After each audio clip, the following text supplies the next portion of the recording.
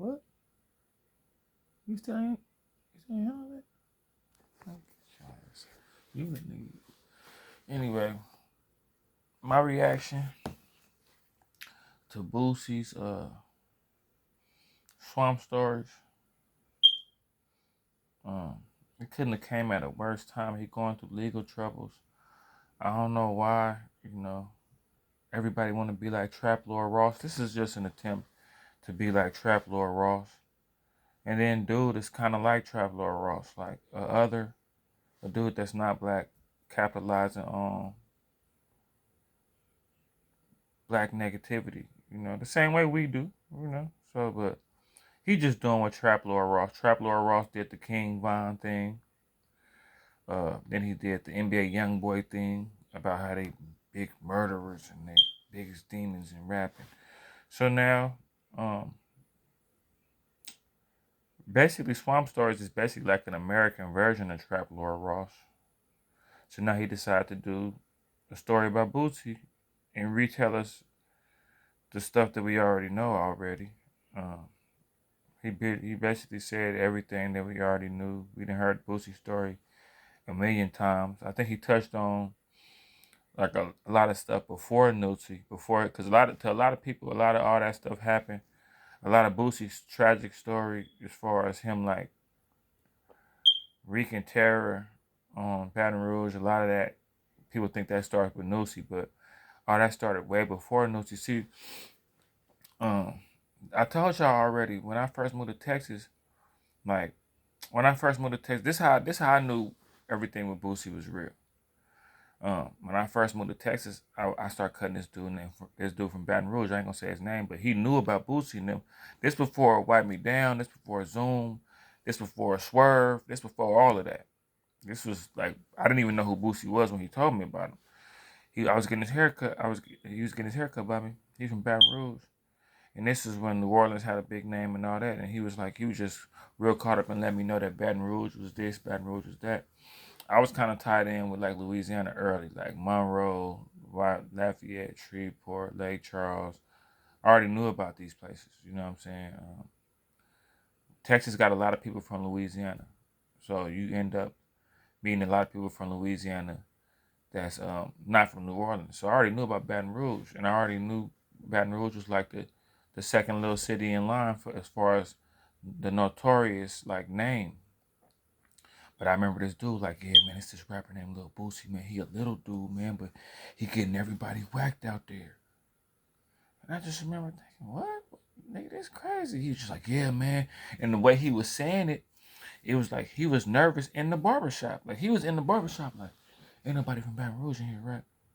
And I'm like, man, I'm from Richmond. I'm from Cali, so I'm like, bro, I know. I mean, I didn't heard of people names ringing and all that, but like, you in a whole nother state. But he was just evidently all that stuff was true, because like the dude was telling me the story about Boosie. He down there was like almost crying. This was like a grown man. This dude, he had to be about 45 back in the day. I was like younger, but back then he was like 45. It's like, yes, this little dude, he a youngster, his name Boosie. Him and all his partners, man, if you even bootleg his tape, or if you even like got any kind of problems with them or anything, if you're a rapper trying to make it out of Baton Rouge, you know, he gonna get you. And I just remember being like, I hadn't even heard about him yet, so I just was like, yeah, this is another one of them down south legendary stories that I'm supposed to believe or whatever. But it's cool. Okay, so then I remember when Boosie came. Then this is turning into my Swamp Stories, because Swamp Stories, we already knew all of that stuff that dude said. Dude's a Trap Lord Ross. That's all. He's a low budget Trap Lord Ross with a lot of views and a good channel though. So I remember when Boosie first came out, he came out with Zoom. Remember Webby was big first. Then Boosie came later. So I remember when Boosie came on Zoom, they kind of barely showed him on Zoom, but it was like, I remember just seeing that video of him counting the money back in the day, and I just remember thinking, this dude that old boy was telling me about that supposed to have did all the stuff in Baton Rouge, like this him. I remember thinking like that. And then I didn't deny it. I wasn't like, man, he was capping about all the stuff he did. I just remember kind of paying attention, like, okay, this must be dude, all that stuff he did. That dude said he was capable of doing and that he was doing. I guess he do that on the low or whatever. Like, but this is him. This the Boosie. I just remember dude saying dude name was Lil Boosie, and this back when his name was Lil Boosie.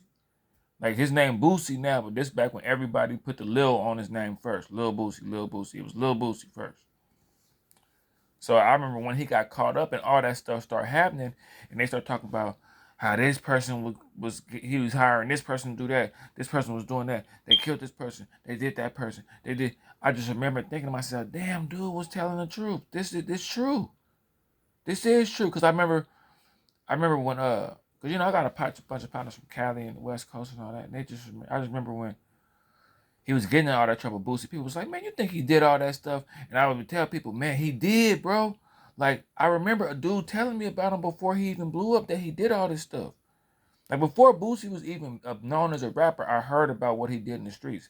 That's why he's so, people wonder why Boosie's so legendary is because he had a big name before he even rapped. Before we even had found out who Boosie was, Boosie had already had a legendary name in the South, period. Just in the whole South.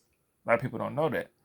But I just remember, yeah, like when they was telling the stories about how when rappers was bootlegging his albums and trying to copy his album cover, they ended up, I remember just hearing the whole thing about his crew and how they ran better. I just remember thinking, damn, this what dude in the barbershop was telling me about. That shit was true.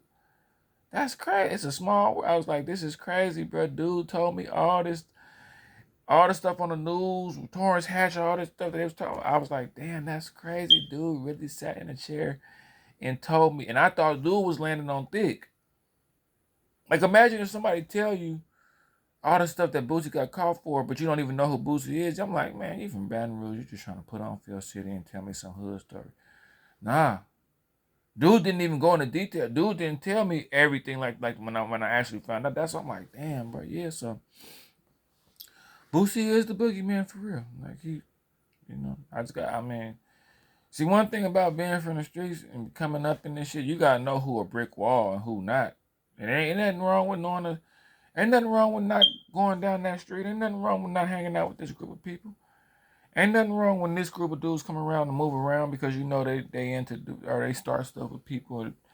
Ain't nothing. It's called survival. But yeah, I don't need to watch Trump stories to know all of that. That's why I try to tell y'all, man.